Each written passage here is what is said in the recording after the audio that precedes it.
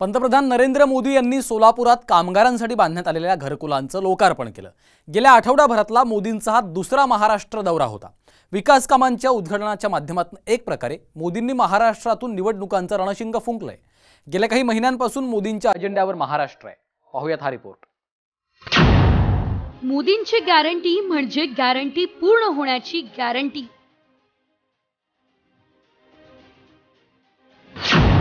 आठवडाभरात मोदींचा दुसऱ्यांदा महाराष्ट्र दौरा।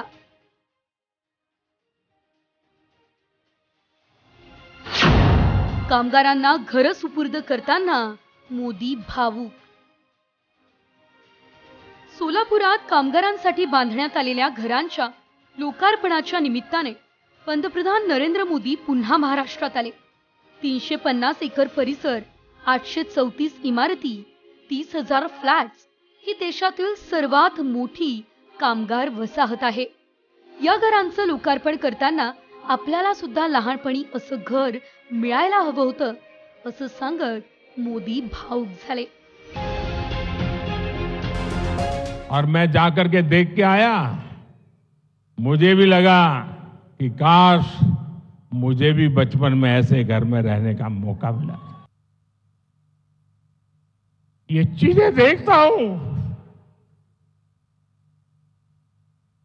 मन को इतना संतोष होता है। इन हजारों परिवारों के सपने जब साकार होते हैं तो उनके आशीर्वाद मेरी सबसे बड़ी पूंजी होते हैं। यावेळी मोदींची गॅरंटी म्हणजे गॅरंटी पूर्ण होण्याची गॅरंटी असं मोदींनी म्हटलं। तर एकनाथ शिंदे यांनी देखील मोदी गॅरंटी काय असते ते सांगितलं। आप जानते ही हैं, मोदी की गारंटी यानी गारंटी पूरा होने की गारंटी। यानी मोदीची गारंटी म्हणजे गारंटी पूर्ण होण्याची संपूर्ण गारंटी। या घरकुल योजनेच्या भूमिपूजन सोहळ्याला माननीय प्रधानमंत्री महोदयांच्या शुभास्ते झालं होतं।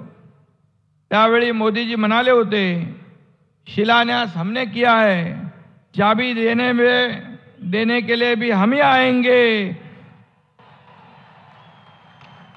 त्यानुसार आदरणीय मोदीजी आज आलेत। यालाच म्हणतात मोदी गॅरंटी। यावेळी मोदींनी महाराष्ट्र सरकारच्या प्रगतीचं तोंड भरून कौतुक केलं। तर दावोसमध्ये मोदींच्याच नावाची चर्चा होती असं एकनाथ शिंदे म्हणाले। श्रीमान शिंदे जी, ये सुनकर तो अच्छा लगता है और पॉलिटिशियन को तो ज्यादा अच्छा लगता है, लेकिन सच्चाई ये है कि महाराष्ट्र का नाम रोशन हो रहा है महाराष्ट्र की जनता के परिश्रम और आप जैसी प्रगतिशील सरकार के कारण हो रहा है। और इसलिए पूरा महाराष्ट्र बधाई के पात्र है। स्विट्जरलैंड दावोस में पूरी दुनिया के लोग आए थे, उद्योग जगत के लोग आए थे और उन्होंने पूरा भरोसा जताया कि फिर से यहां पर देश में हमारे निवेश करना है तो भारत में करना है। उनको गारंटी है मोदी सरकार फिर एक बार इस देश में सत्ता स्थापित करने वाला है। गेल्याच आठवड्यात मोदींनी नाशिकमध्ये काळाराम मंदिरात आरती केली आणि मुंबईमध्ये अटल सेतूचं लोकार्पण केलं होतं। महाराष्ट्रात महायुतीचं सरकार आल्यापासून मोदींनी महाराष्ट्र दौऱ्याचा सपाटाच लावलाय। गेल्या 13 महिन्यांमध्ये मोदी तब्बल 8 वेळा महाराष्ट्रात आले। डिसेंबर 2022 मध्ये नागपूरमध्ये समृद्धी महामार्गाचं उद्घाटन केलं। वंदे भारत एक्सप्रेसला हिरवा झेंडा दाखवला। नागपूर मेट्रोचा टप्पा 1 सुरू केला आणि फेज 2 चा पायाही भरला। जानेवारी 2023 मध्ये मुंबईमध्ये अनेक प्रकल्पांची पायाभरणी केली, विकास कामांचं उद्घाटन केलं. मुंबईत मोदींनी मेट्रोने प्रवास केला. फेब्रुवारी 2023 मध्ये शिर्डी सोलापूर वंदे भारत ट्रेनचं लोकार्पण झालं. सांताक्रूज चेंबूर लिंक रोड आणि कुरार अंडरपासचंही उद्घाटन झालं. ऑगस्ट 2023 मध्ये पुण्यात मोदींच्या कार्यक्रमात शरद पवार यांनी हजेरी लावली. पुणे मेट्रोला मोदींच्या हस्ते हिरवा झेंडा दाखवण्यात आला. पिंपरी चिंचवडमध्ये ऊर्जा प्रकल्पाची पायाभरणी झाली. 14 ऑक्टोबर 2023 ला मुंबईमधील आंतरराष्ट्रीय ऑलिम्पिक समितीच्या 141व्या सत्रात ते सहभागी झाले. 26 ऑक्टोबर 2023 ला निळवंडे धरणाचं लोकार्पण झालं आणि शिर्डीमध्ये मंदिरातील एसी वेटिंग रूमचं उद्घाटन सुद्धा करण्यात आलं. 12 जानेवारी 2024 ला नाशिकमध्ये काळाराम मंदिरात आरती करण्यात आली. राष्ट्रीय युवा महोत्सवाचं उद्घाटन झालं आणि नवी मुंबईमध्ये अटल सेतूचंही उद्घाटन करण्यात आलं. 19 जानेवारी 2024 ला सोलापुरात देशातील सर्वात मोठ्या कामगार वसाहतीचं लोकार्पण झालं. 15,000 घरांच्या गृहप्रकल्पांचं लोकार्पण करण्यात आलं. विविध विकास कामांचं उद्घाटन झालं.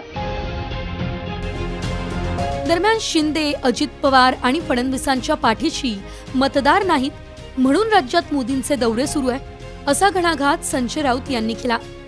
त्यांना गिरीश महाजन यांनी उत्तर दिलंय. पुन्हा एकदा मोदी हेच प्रचार करतील. मुख्यमंत्री शिंदे, देवेंद्र फडणवीस, अजित पवार यांच्या मागे मतदार नाही हे प्रधानमंत्री मोदी यांनी समजून घेतल्यामुळे त्यांना वारंवार महाराष्ट्रात यावं लागतं. तुमच्या पुढे का सोडतोय? तुम्ही उद्धव ठाकरेंना घेऊन फिरा ना, देशभर राज्यभर फिरा, त्यांचाही चेहरा लोकांना दाखवा आणि एखादी जागा लोकसभेची निवडून आणून दाखवा. मी वारंवार त्यांना आवाहन करतोय, तुम्हाला निवडणुका जिंकायच्या ना तर ही वायफाट बडबड करण्यापेक्षा जरा लोकांमध्ये जा, जनतेमध्ये जा, तुमच्या नेत्यांना घेऊन फिरा. मग तुम्हाला किती प्रतिसाद मिळतो, किती लोक तुमच्या पाठीशी आहे हे तुम्हाला कळेल. लोकसभा निवडणुकीच्या दृष्टीने महाराष्ट्रातल्या 48 जागा भाजपासाठी महत्त्वाच्या आहेत. मोदींना तिसऱ्यांदा पंतप्रधान व्हायचं असेल तर महाराष्ट्र जिंकणं आवश्यक आहे. त्यासाठीच मोदींनी महाराष्ट्रावर लक्ष केंद्रित केलंय. ब्युरो रिपोर्ट, साम टीव्ही न्यूज.